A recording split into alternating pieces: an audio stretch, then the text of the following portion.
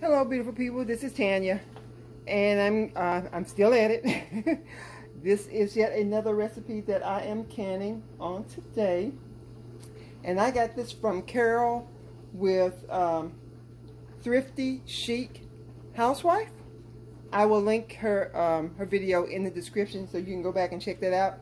But this is her recipe for enchilada sauce, and it calls for 6 cups of chicken or veggie stock or broth, which, you know, we can our own, so I'll be using that. 3 6-ounce cans of tomato paste. So I'm using Hunt's. That's my brand of preference. You use whatever kind you like. 3 15-ounce cans of tomato sauce. Again, I'm using Hunt's. Sandra said she had made some tomato sauce. You know, it's so many jars around here somewhere, I couldn't find it. So I was like, I'm at the store, I just go ahead and buy some. I'm just making my life simple. But if you have homemade tomato sauce or homemade tomato paste, you might want to use those. I'm sure it'll come out much better. 1 can of chipotle in adobo.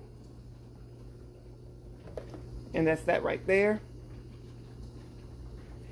She said you do that according to taste. She used about 3/4 of a can, but you know, it depends on how hot you want yours to be. Then you gauge it based on that. And 3 to 6 tablespoons of chili powder. Here's my chili powder. What else is it? 2 tablespoons of garlic powder. There we go. 2 teaspoons of onion powder, cumin,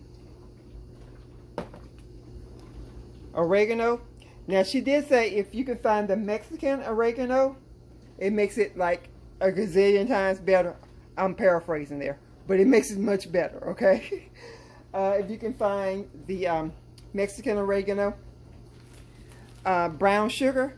I'm using the dark because that's the first one I got my hands on, because she didn't specify light or dark, so I'm just using dark because that's what I have available readily. I have light too, but I had to dig for it. It's up in the cabinet somewhere. And salt. And you need 2, I'm sorry, that's 2 tablespoons. I did it fast, I'm sorry. There's 2 tablespoons of brown sugar and 2 teaspoons of salt. And we're using the pink Himalayan salt. Now you can use kosher salt or sea salt, pink Himalayan, canning. I guess you can use canning salt as well if you want to. You just cannot use iodine salt if you're planning on canning it, just so you know. All right, so all of this will be going into pint-sized jars. So she specifies pint-sized jars. And this is for 50 minutes of canning. And this is, again, this is for pressure canning. And yeah, it's going to be pressure canning because we're using chicken broth. It's going to be pressure canning. And this should make 7 to 8 pints. 7 to 8 pints. Now, this is just for the sauce alone. You know, I like to make my life easy. So I'll be adding chicken to mine. I had some rotisserie chicken that I had bought that was in the freezer. And I'm just going to add that to it and process it. And so instead of 50 minutes, because I'm adding rotisserie chicken to it, because I'm adding some actual protein, some more protein. Instead of 50 minutes, it's going to be, for pint size, it's going to be 75. Okay, so it's going to be 75 minutes to process this, based on the size of the jar. If you do quart size, because I'm doing something other than what she said, if you do quart size, it's going to be 90 minutes if you put protein in it. Okay, I hope that makes sense to you. But anyway, I was just letting you see the ingredients that will be needed. Again, I will put the description in the, I will put the link in the description below so that you can actually go to her channel and see that. I'm trying to think, was there anything else I want to say? No, I think that's it. I'll bring you back, because basically you just put it all together and heat it up. That's basically all it is. She made it very, very, very, very simple. It's very simple. So, but I'll bring you back once I get it all together and I'm ready to start canning. All right, see you in a few. Okay, everybody, I'm back. And here's my enchilada sauce with the chicken inside. Again, this is not what Carol did. This is what Tanya is doing. So, there's that. And because, like I said, I have protein in it, we're going to leave a 1-inch headspace on this.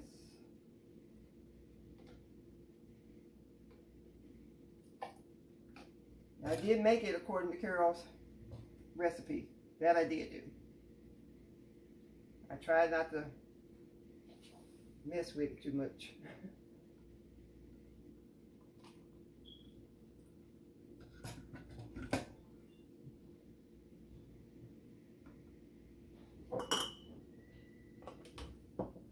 Oh man.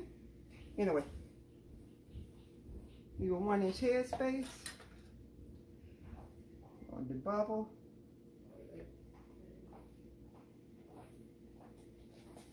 And then we're going to clean the top off with vinegar.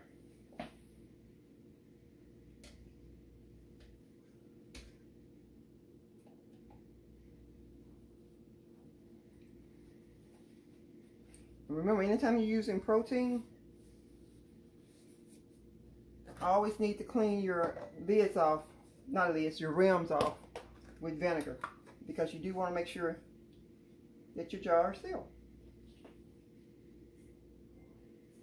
Now I have something going in my counter right now, so I'm just getting these jars together or getting them ready, so that when I get when that finishes, I'll be doing another 90 minutes. So it's that kind of day.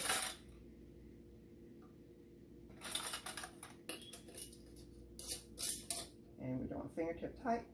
I'm gonna hold it back up here. See? Pretty. That's my timer going off on my canner. So let me do one more for you. Oh, that one has one. Duh.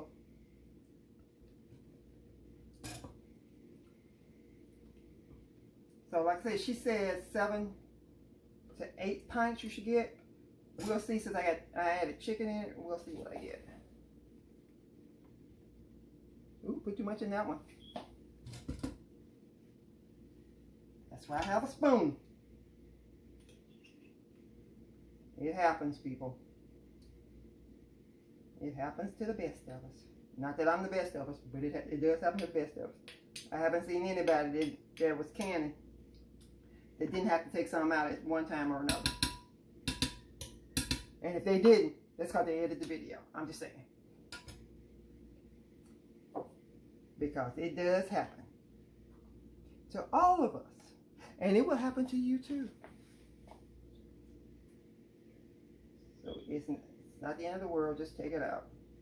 Just like if you don't have enough in it, put some more in it. If you have too much, take it out. It's not the same thing like seasoning. You put too much seasoning and you can't take it out. It's not like that.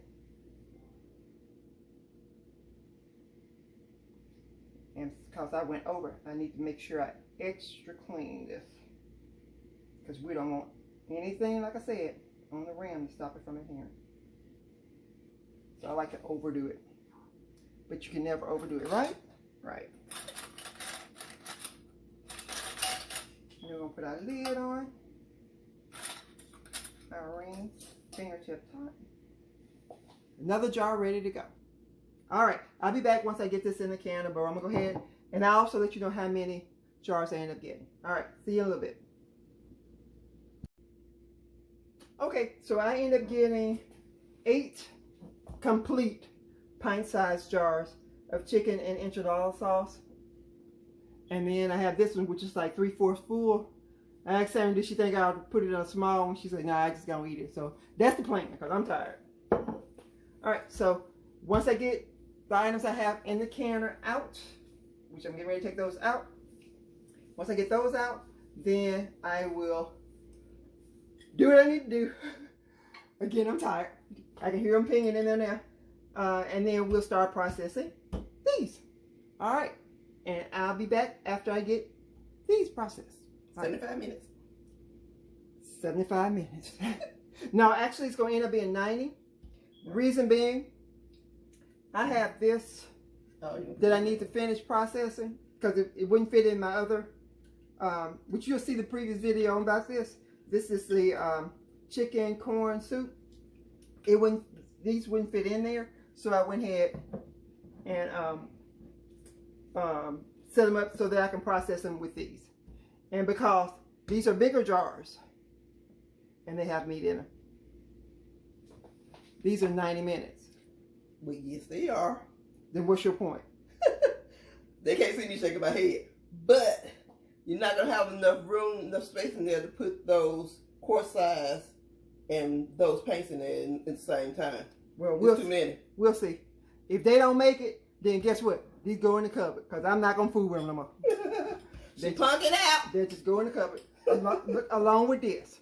I'm just saying. She punk it out. So we'll see what happens. All right.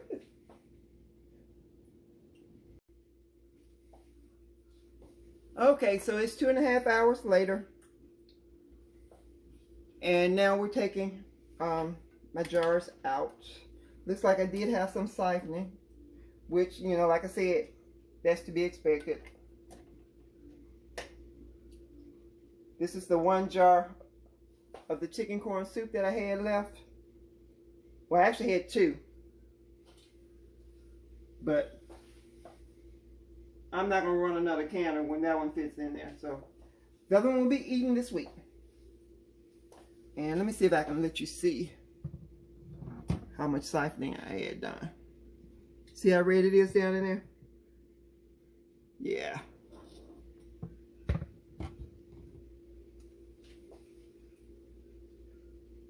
And I can't tell which one it was.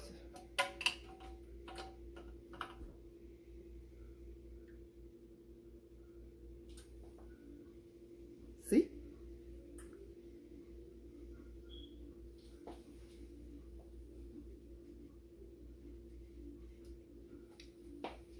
So I'm taking these out. No. We're going to let them sit for 24 hours without touching them.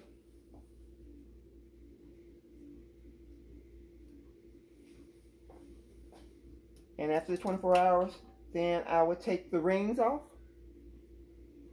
Wash the bottles. Wash the jars.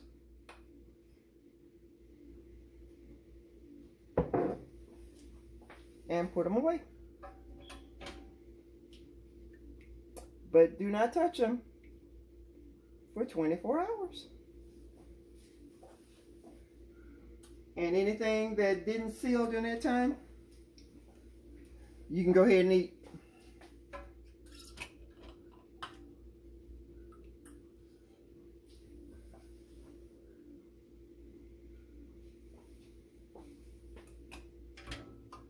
And I did taste it, by the way, because you know I had some extra that I didn't can.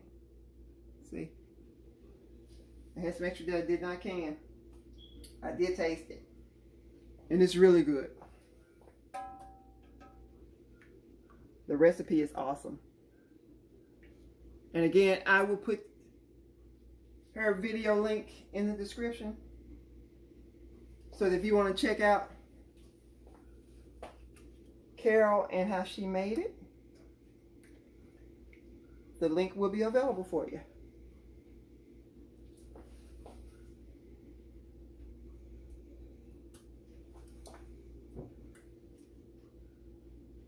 And let me turn you around.